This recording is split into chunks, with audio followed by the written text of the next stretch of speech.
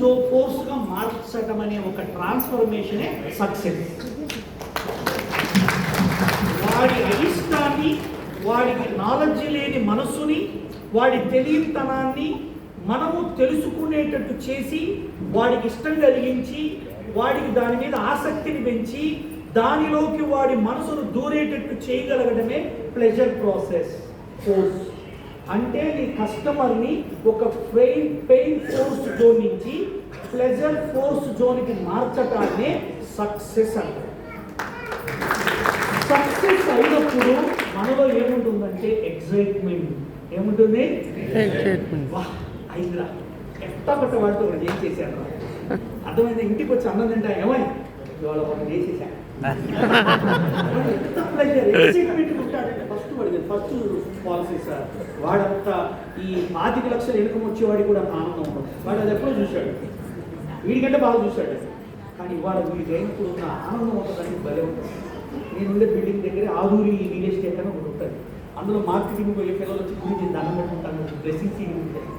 Return వచ్చి గురి డబ్బేసారి గురించి అసలు అప్పటికంటే పెళ్ళి గురించి అన్నంత ఆనందంగా ఉంటుంది. 10 లక్షల చట్టం నాకే ఇచ్చారు గురించి. ఆ పిల్లలు ఆ క్షణ ఆనందం భలే ఉంటుందండి. వాళ్ళప్పుడు మనం ఎంత తృప్తిపరచాలంటే గ్రేట్ తల్లి. ఒక ఆడపిల్లని 3 నెలలు వెయిట్ చేసి ఒక స్థలం అమ్మగలిగామంటే నువ్వు భర్త మాట బిడ్డగానమ్మాయి అంట ఇంకా ఆనందపడిపోయి గురుజీ నెక్స్ట్ వీక్లో కూడా వాడు అమ్మాలా, మీ బ్లెస్సింగ్స్ కావాలా అని వస్తాయి. అసలు భలే ఉంటాయి. మనం ఎప్పుడు ఎంకరేజ్ చేయాలా? ఎట్లా చేయాలా? చాలా మంది నువ్వు వెళ్ళే ఫీల్డ్లో ఏదైనా సరే డిస్కరేజ్ పీపుల్ కొందరు ఉంటారు. వాళ్ళ పని ఏంటంటే బో బో బో బో బో బో బో బో. అర్థమైందా? మనం ఎవరితో మాట్లాడుతున్నాం, ఎవరింటికి పోతున్నాం, ఎవరితో తింటున్నాం, కుక్క కాపలాగా అయితే వాడు ఏం సంపాదించాడు. మనం సంపాదించింది చూస్తూ వాడి కడుపులో నొప్పి రోగాలు వచ్చి రోగాలు సంపాదిస్తాం. ఈ కష్టపడి తిరిగినోడికి ఏమి రాకపోయినా వాడు స్వర్గానికి వెళ్తాడు. మనల్ని చూసి కడుపులో మంట తెచ్చుకొని బాధపడుతూ రోగగ్రస్తం చేసుకుంటూ ఉన్నాడు నరకానికి. అందుకే చాగంటి కోటేశ్వర గారు ఒక కథ చెప్తారు, భలే ఉంటుంది. ఒక వ్యభిచారి ఒక ఇంట్లో ఉంటుంది, ఇది తెలుసు అదేం చేయాలి. ఆ ఇంటి ఎదురే ఒక గొప్ప ఆధ్యాత్మిక కుటుంబం ఉంటుంది. వాళ్ళు ఏం చేస్తుంటారంటే రోజు పూజలన్నీ చేసి బయట కుర్చీలు వేసుకొని ముసలి భార్యాభర్తలు ఆ ఇంటికి ఎవరు వచ్చిపోతున్నారు. శేఖర్ గారు వచ్చారా, రెడ్డి గారు వచ్చారా, చౌదరి గారు వచ్చారా, నాయుడు గారు వచ్చారా, ఇంకెవరు వచ్చారా లెక్కలు రాస్తూ ఉంటారు.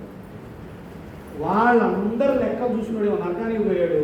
తన వృత్తే అది, తన బతుకే అది, బాధపడుతూ తప్పక ఈ జన్మకి ఇదే సాధ్యమైందని బతుకుతున్న ఆవిడ స్వర్గానికి. నీ వెనక ఎంతమంది నిన్ను ఎన్ని మాట్లాడినా నీ పన్ను చేసుకుంటుంది. ప్రగతి అని ఒక అమ్మాయి